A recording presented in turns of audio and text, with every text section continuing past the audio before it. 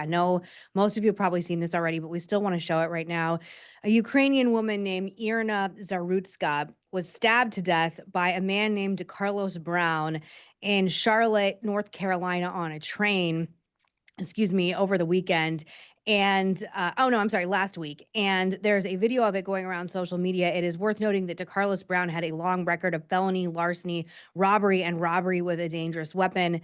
He stabbed her to death, including in her left artery in her neck, and she was pronounced dead on the scene. This is after, of course, she had fled war-torn Ukraine to come to the United States of America. I'm going to show this video to everyone, but please note there's the deeply graphic parts are edited out. Number 4, please. Please stand clear. Doors are closing. Train is about to move.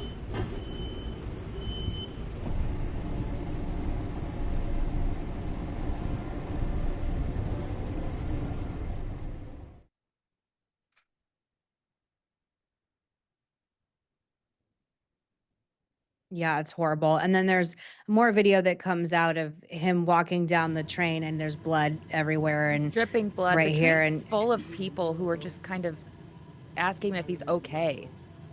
can't tell people are in shock or thought he was bleeding. Regardless, we don't need to play anymore. Yeah, there's people trying to get very away graphic. from him, obviously. I mean, we do have a podcast component, so they want to describe Yeah, it a little yeah. bit. Sorry, Yes. of course. But, so it's very Wait, just really confusing. quick, Guy. What is also relevant in this story is that as of this morning, the New York Times, the Washington Post, CNN, MSNBC, NPR, USA Today, Reuters, ABC, PBS, and Axios had not covered the story. CBS early show did do it this morning. So on top of everything else, the media is ignoring this. Can you just give me first reactions and your reaction?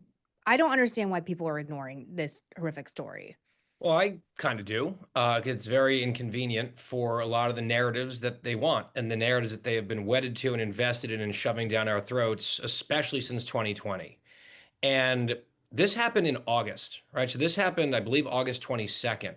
I remember hearing about it at the time, seeing a few tweets about it. It was not a national story, nowhere close to a George Floyd or Daniel Penny in that whole episode, right?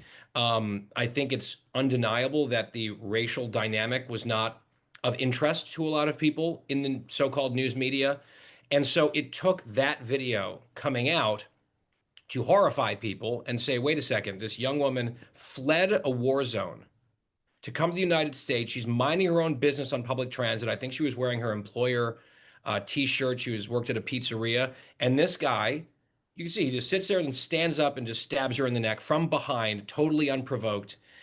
14 prior arrests, including assault on a female. That happened just a couple of years ago. This guy wasn't a ticking time bomb. He was a grenade going off constantly and being arrested and then turned right back out on the streets under the law, under their social justice policies, the judge letting him back out. This is someone who I think had forfeited his right to be given the benefit of the doubt, offending over and over and over and over again. When this happened back in August, the mayor of that town, a Democrat, she came out in her initial statement about the murder that we all just saw. And she did not mention the victim by name in that statement. And her big push was, don't demonize homeless people. They need help. We can't arrest our way out of this problem. I mean, it was like scolding people not to jump to the wrong conclusions politically and policy-wise about it. That was her entire focus, while the afterthought was the victim in the case. And then yesterday, she came out sort of disappointed that the video had leaked and become public, and she thanked her media partners, whatever that means, for not covering the video and not showing it because it was just so disturbing. Not disturbing enough for her to name the victim or to talk about criminal justice in a meaningful sense when it happened. And now I think there is a big national story about this, not just because of the soft on crime policies that led to it. This wasn't a mentally ill person who out of nowhere did something horrible and just exploded with no warning. This was years of warnings and a record where he was just let back out over and over again. You've got Democrats in North Carolina, I think, sort of panicking because they know how this looks for them, their policies, their rhetoric, and all of that. And then the media is playing catch up on a story that, again, originated several weeks ago now. And a lot of them are taking the hook, yes, of the video, but especially the backlash Oh, it's the MAGA backlash. It's Republicans and conservatives pouncing. Yes, pouncing on a graphic murder.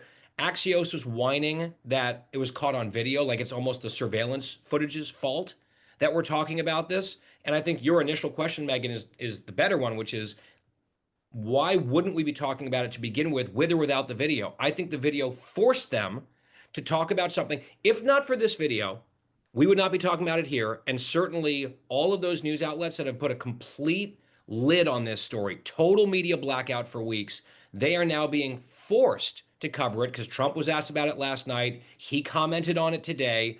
Right-leaning social media and Twitter is making such a big deal out of it that they were basically dragging these people, forcing them to cover something that they would prefer to never have covered. And if not for social media and if not for this video, it would never have been a national story. Yeah, I think what's so horrific about this is that politics is coming into play into a situation and a story that there's nothing innately political about it. A woman was just sitting on a train doing nothing, looking at her phone, coming home from work, and she's stabbed in the neck by a man that should not be out of jail, that by no reason should be on the streets. Like, litany of crimes. I think you said 14 Mhm. before. The thing I don't understand about the left in general today is that they wanna dismiss violence, like, it's not something we should be concerned about. I'm sure every person in North Carolina that rides the bus or the train right now is freaking out and probably on edge and probably not sitting, probably standing today. I know I would be, after this incident. Why is it so hard to be like, even I was thinking there's so much backlash against Trump and the possibility of him sending the National Guard into Chicago, and he said, "But what will happen is 5 people a weekend won't be shot." And if you're someone who's, like, living in poverty and can't afford to protect yourself in a gated neighborhood, if you have money, whatever, you're not going to be impacted in the same way. So it does impact poor people, which Democrats always claim that they care about more than Republicans do. Um, I think this is like cataclysmic politically for Democrats today, particularly North Carolina, which is a really important swing state. Mhm. Do you think they're going to learn any of these political lessons? I find it just so disheartening. And again, we should say her name again. Her name's Iryna Zarutska. And there's just like deep tragedy of a woman who left again a insane war zone to come here for the American dream, and this is what we fucking give her. She Mm. was a refugee, and this is what happens Mhm. to her.